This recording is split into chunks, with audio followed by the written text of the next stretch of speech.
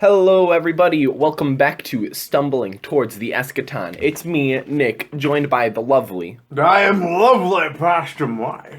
And we're here for Sunday, June 19th. Sorry, Sean Connery came out. Oh, that lovely. That's never a wrong time for that. And with this... Wrong time for that? I don't know about that. All right, go on. And we have this crazy gospel today. Oh, yeah. It's Gospel of Luke 8. Yes, and it is this wonderful story about it. Usually the name of it is the Gennesaret demoniac. I'm probably not saying that as well, but it's just this wild story where, Jesus and the homies are wandering around and they hit this. What is it? It's Gennesaret, right? Yeah, let me take a look at this quick. Yeah, then Jesus' disciples arrived at the country of the Gerasenes, Gennesaret, which is opposite of Galilee. He stepped out on land. A man in the city who had demons met him. For a long time he had worn no clothes and did not live in a house, but in the tombs. When he saw Jesus, he fell down before him and shouted at the top of his voice, "What have you to do with me, Jesus, Son of the Most High God? I beg you, do not torment me." It's always going to be weird when you roll up to a dude, they call you by name and, do not mess me up. On the other side of, the country. Exactly. I just got off my boat. I'm rolling into town. The guy jumps out of the tombs buck naked. Do not torment me. Wasn't on my list, but let's figure out this situation. It's one of the deleted scenes of Lord of the Rings. Yes, that is what it is. For Jesus had commanded the unclean spirit to come out of the man.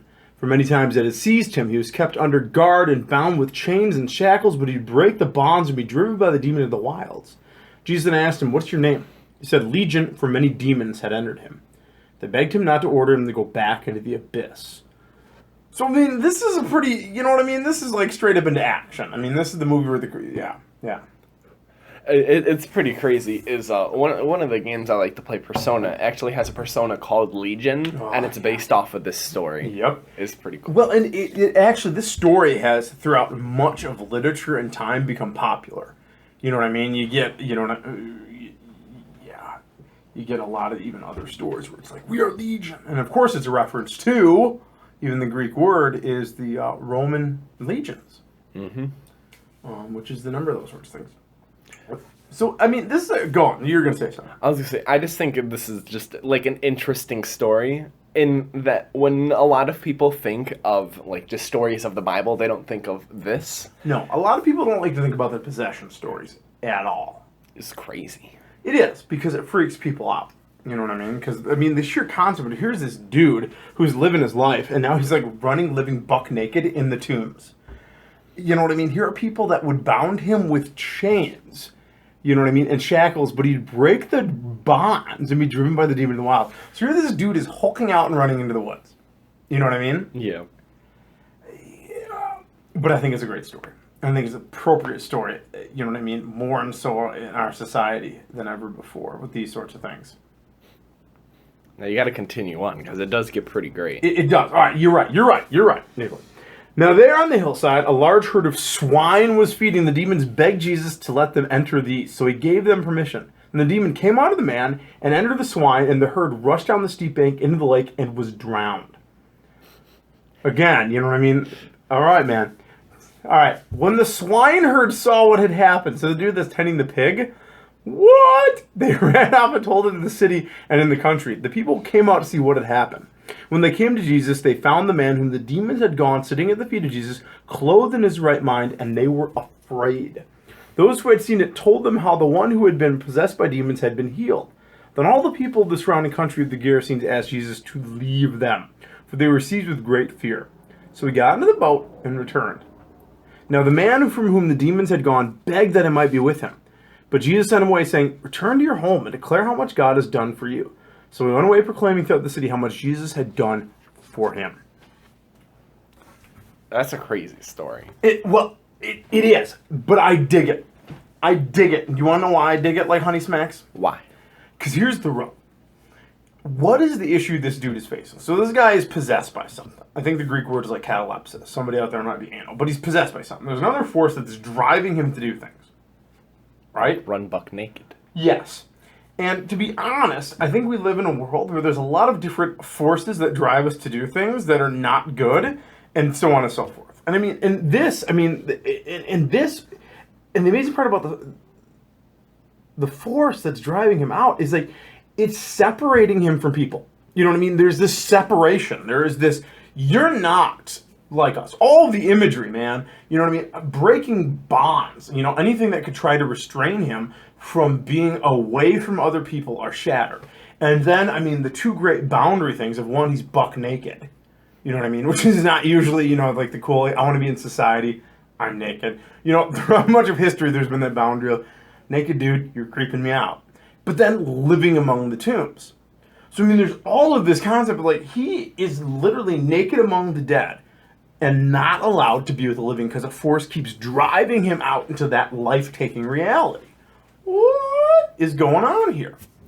You know what I mean? And I think it's appropriate because even after what happened to Orlando and many things that are going on, there are a lot of forces that drive people to isolation, to danger, and to be into the realms of negativity. You smell what I'm stepping in? I smell what you're stepping in. I mean, fear, hate, anger, all of these things, addiction are forces that can isolate human beings and destroy them. You know what I mean? Yeah. And I think these texts, as much as we like to avoid them, are good ones for us. Because the people in the society are more than happy to be like, I don't want to deal with it, man. You know what I mean? Like, there are probably angry people out there that nobody wants to deal with. You know what I mean? Mm-hmm. I was listening to the radio, and there was this guy who, you know what I mean? He finally realized that, you know, he needed to reconnect with his dad. You know, I got to reconnect with this guy. You know what I mean? He wanted to do it, and it was a struggle for him. And he never had a good chance to reconnect with his dad. But he found out from just this random uncle that he ran into in a random town. It was pseudo miraculous that I ran into this guy. I mean, the guy was like, it was a miracle. Because he explained what happened to his dad. And he looked it up. And I mean, he had a horrible time in a war. And just, it broke him. You know what I mean? So it's not like his dad set out to be a horrible human being. It's just that the trauma of the events had left him almost unable to be a part of society. Mm-hmm. You know what I mean? I can't function in any way, shape, or form that is normal because the wound's ever sealed. You know? Mm-hmm. And I like it because I think we get into the general sense that sometimes these people are like, well, we need to attack and drive this guy out. You know, let's throw rocks at this dude or something. You know what I mean? Yeah. But what does Jesus do? He heals the dude. Holy cow. I mean, I think a lot of that's important. Thoughts. Otherwise, I'll just keep rambling, as is my custom. Of course. Of course. Well, you see, what was nice is because your ramble actually stayed on topic for today. Miracles. Exactly. Because we didn't go off and talk about Star Trek again like we did last time. That was awesome. But, was that really last time we talked about Star Trek? No, it was a couple times ago. I can't remember. You viewers can tell us. Yeah, because I've done it before. I know that. I just can't remember when. But, like, with the stories that are with possession and all that kind of stuff, is I enjoy them for the fact that they're 90% about healing. Yes. And it's about, like, getting rid of our inner demons and the things, as you were saying, that separate us from society. Yeah. And again, ever since you showed it to me, where it was just kind of like, you can stop tormenting me now. And then it was Peter that got rid of the little girl that was possessed. Yeah, that was the best. Yeah, and it's amazing because I think we really in our society have really, and this might be controversial, but I'll do it. I mean, I think fear is really the issue that people have to deal with. People are scared as crap about so many things. And I think, you know, the fear drives them to make just piss poor decisions or to isolate themselves. You know what I mean? Scared of everybody. I gotta hide out. I gotta defend myself. I gotta make sure this real estate. I can't trust my neighbors. I can't trust any. You know what I mean? And so you're creating this isolation among the dead, and even the bonds that would try to draw you back to society. No, man, don't care. I'll break them because I got to be safe by myself. You know what I mean? And it's wild. And I mean, the fear is bad. And the fear is bad out there. And I worry about it. And even then the anger, you know what I mean? The anger is always the one that amazes me. I mean, I've seen people that have got so angry where it's like, you literally look possessed. You know what I mean? Where it's like, they can't think straight. You know? And then, and I mean, even all the stuff going after Orlando, 90% of stuff I see on Facebook is emotionally driven and almost possession-based comments. Just, You know what I mean? Yeah. Doesn't matter, but I see all the... That's what I hear. And I'm not saying people can't have opinions, but when there's this massive emotional push, I gotta vomit something out there. It's hard. Because the stuff that possesses us is dangerous, man. I don't know. It's not easy.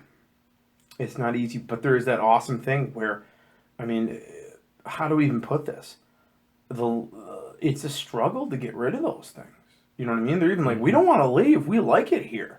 Mm-hmm. You know what I mean? Don't send us back to the abyss. You know what I mean? And Jesus, it's funny how Jesus even does these guys a solid and puts them into like the pigs. Yeah. I won't go back to the abyss. All right, fine, go into some pigs. Yeah, just out of all the things, he's like, "Can I go into those pigs?" And Jesus, like, "Okay." All right, no bacon for you guys ever again. Yeah, that would. But you see, now the second part of the story that we didn't know is that when he possessed the pigs, it gave them water abilities, and so now they're just living at the bottom of the ocean. Ocean. They turned into manatees. God. Circle of life. What? No, dude, I cannot accept the theological position that manatees are actually demon pigs. Hey. From the considered demoniac. Clearly you haven't seen manatees, alright? You're going to go to the aquarium and all of a sudden they're like, red rum, red rum. Did that manatee just say red rum? No, it's just, I'm just a manatee. Oh, you're right. Wait, what? I'm talking to you. You see, that's the secret. If you address them as manatees, they'll do manatee things. But if you're like, hey there, demon pigs, they're like, red rum, brr, I kill your family. Like, and they... What? It just went off the rails, man. This is the moment. It's not Star Trek. It's the aquarium that sent us off the rails.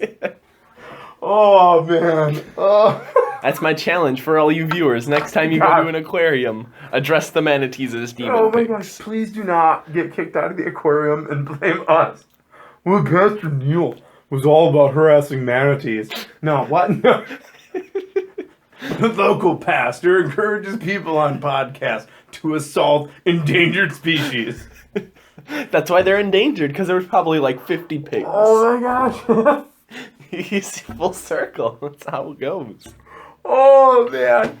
Oh, but to bring it back, but the joy is the healing. You know what I mean? Mm-hmm. And the healing, and the guys even, you know, that nice thing where he's with the disciples, he's eating, he's clothed, and he's normal again, and he's restored. And I even view the last bit because he wants to go with Jesus. But there's even a restoration in the sense of be part of the community and what you're supposed to be a part of. Mm-hmm. It's not like this jerk move like, I'm Jesus, I don't got time for you. I view it more as like, no, dude, this is your home. These are your people. This is your community. I know this is miraculous. I do it all the time. But stay part of this community. You've witnessed this, and you can remind the community of the power of healing and wholeness and all these awesome things. And that's what an extra grace. Because there's also then, you know how horribly we do this? Like, I've never been a part of a community. I join this community. You get crucified and I get scattered to the winds again. There's an awesome level of compassion where it's like, hey man, be part of the community, what you're supposed to be part of. I love this text for that reason. And I think nowadays, like I said over and over, it's important, man. You know, people need community. People need to be a part of it. And there are these things that drive us apart. And when talking about Orlando, yeah, is what I thought was a great thing that America did is that after it happened, pretty much all of America was kind of like, hey, like, that's not cool. And like you see on Facebook, like the We Are Orlando and all of that kind of stuff, and just to show that we are just one people. And it shows me that, like, even though fear is a boundary that is separating a lot of us because we all fear different things. Oh, yeah. But if something tragic happens like this, everyone kind of takes the same side. Well, and the hope of that, even if we do have fears, we can look at even the thing that scares us and say, you know what, maybe it's not that scary. I mean, there are people, for good or for ill, that are scared of Muslims in whole. The sheer number of Muslims that gave blood. Hopefully people can see that and say, these people are giving blood to help these people that were in a gay club shooting. If they're willing to give blood to help a gay club, should I be scared of them? I mean, and hopefully it even creates that question. You know what I mean? You don't need to be scared of these folks. And that's too, like, as, you know, and that's the point that I was thinking of. Yeah. And the thing is, though, a lot of people who are in such, like, isn't it, like, Islamophobia? Is that Islamophobia, yep. Like, the people that are so far into that aren't going to see that as a good thing. And they're just going to completely ignore the fact. And they have a very strong bias towards what they want to hear. And what, you know, and what's actually going on. They will, and that's the struggle of these things. Sometimes, you know, the hold is strong on somebody, and it's hard to get them out of it, of fear. You know what I mean? It's hard. And so that even then is when we run into people like that. That's the ultimate struggle and the question, I think, from the Christian standpoint, is do we fight those people, or do we seek to heal those people? You know what I mean? I mean, even, it's a funny thing, is like, metaphors are powerful. You know what I mean? What metaphors do we use? Slippery as a squid. Well, yes. But the one, and I'm not going to take credit for this, but Donald Miller, an interesting dude, author. In, I think, his book, Blue Like Jazz, I don't know if I've talked about this before, but it was one of those times, I don't know if you ever had this issue, but I'll read something in a book and I'll be like, duh, this makes so much perfect sense. And actually I think I freaked it out, because I'm like, and, you know, you make those, like, noises, and she's like, are you okay? Like, what happened in this book that you just lost English as a language? The demon pigs, they got the manatees, cat. The manatee. It all adds up. Why do you have a spear and flippers? Manatees. You cannot go to the aquarium. You're grounded. But the manatees. No, but Donald Miller wrote nothing about manatees. It was the issue that he went to a conference on linguistics, which was always hilarious. Like, I think the girl he's dating, her good friend, was like, hey, I'm going to a lecture on linguistics. You want to come? Which is always like date night. Yeah, linguistics conference. Yeah. I would go to those sorts of things. But the guy was talking about, you know, medicine and even cancer patients, and how there was that common metaphor that was being used of fighting cancer, and became a battle that you lose or you win. And that ramped up the anxiety in everybody that was dealing with cancer. When the metaphor and the stage that they set and the narrative they were doing is that there's a foreign element attacking my body. You know what I mean? We must go to war with it. Anxiety, yada, yada, and actually made treatment harder. When they changed the metaphor you've been talking about, even to the more healing metaphor, it worked well. The narratives and the metaphors we do to do these sorts of things are powerful. So let's say hypothetically, you know what I mean? You know, there's a phobia or a hate. You know, we need to fight hate or fight racism. Okay, let's be honest. 90% of people probably listen to us are like, racism bad, man. That's usually the safest one to go with, right? Yeah. If you are the small percentage, I'm sorry for you, but I believe racism is bad on all levels. We should be racist. Bing, there we go. Unless it's manatees. Oh my god, but they're not a race. That's a speciesism. We're going to get to speciesism another time. That's for the next episode. Jump in the tracks. It's the best train ever. It's like, we got no tracks, man. But Back to the Future 3, where we're going, we don't need tracks. Yes, the train from Back to the Future 3 at the end. I'm sorry, that was the weirdest reference I've ever made. You remember that? You seen Back to the Future 3? I do remember. On the floating train? That's where it's at. We should be Twords The Eschaton, and our podcast can even be the subtitle, Floating Back to the Future 3 Train. Constantly making references to the Back to the Future 3 train. Why is your subtitle longer than your title? Stop it. Stop. Are you a manatee? All of them writing. Oh gosh, derailing. Tighten up. This is what happens when we do it in the morning and we had coffee in us. Yeah. What if we stopped looking at fighting racism and looked at healing racism?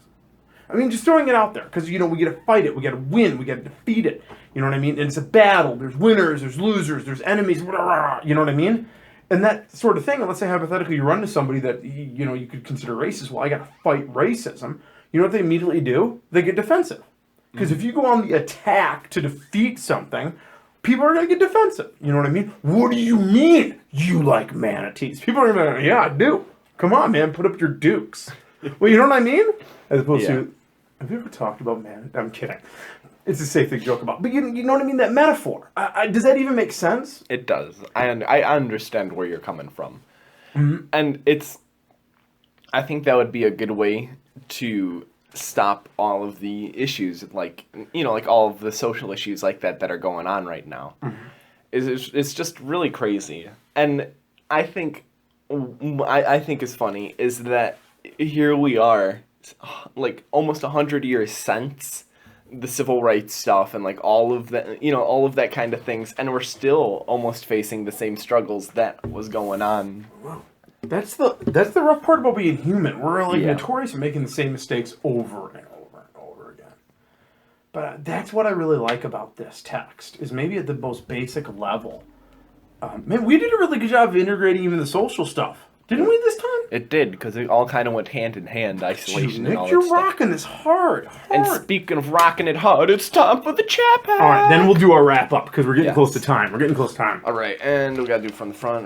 Yeah, because otherwise we'll keep doing... All right, chat pack me. Chat pack me. If you could be one of America's most wanted, but wanted because you got some great skill you possess, what skill would you want to have? All right, so I'm most wanted not by FBI, but wanted in the sense that I have a really awesome skill. Yeah. Okay, good. I just wanted to be clear, because I'm like, what crime do I want to commit? I don't think I like this chapter. I was reading this, and I'm like, wait, what? I'm being too generous. Awesome skill. Oh, what?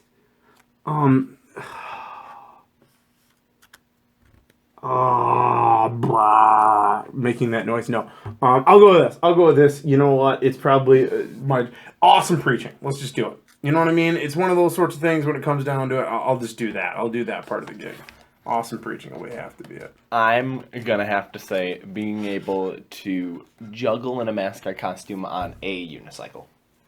That would be awesome. That would get me any position I wanted. You want a mascot for anybody? You mascot the Olympics. I just jumped while juggling on a unicycle in my mascot costume through a flaming hoop at the Olympics. I mean, that's the new Olympic sport, guys. Didn't know if you knew that. No, that's just the opening ceremony, dude. And you get a gold medal. Yeah. For us person to ever get a gold medal for opening ceremony tricks. I think it'll be pretty good. And even your medal will be shaped like a unicycle. Yeah. All right. So in closing, I mean, this text. I mean, even as a freaky, maybe it's a good call to us to see, because I mean, you could easily see this demoniac as an enemy. Jesus viewed him as somebody to be healed. Maybe that can be our lens, and maybe that's the homework I want to throw out there from the pastoral perspective. Maybe look at a lens of healing when you encounter some of this stuff, especially a lot of the stuff that's happening now after Orlando, man. Yeah. Any other final thoughts, brother? Well, I would think, too, to add on to that homework, is that something that you are afraid of and what you think could be done to help you not be afraid of that anymore. Bodacious. I like that. I think that's awesome. Then what skill would you want to be on America's Most Wanted for? Because it's a pretty cool skill. Awesome. All right, everybody. Thank you for listening to this week's episode of Stumbling Towards the Eschaton. Everybody keep on stumbling, and remember, manatees are meanies.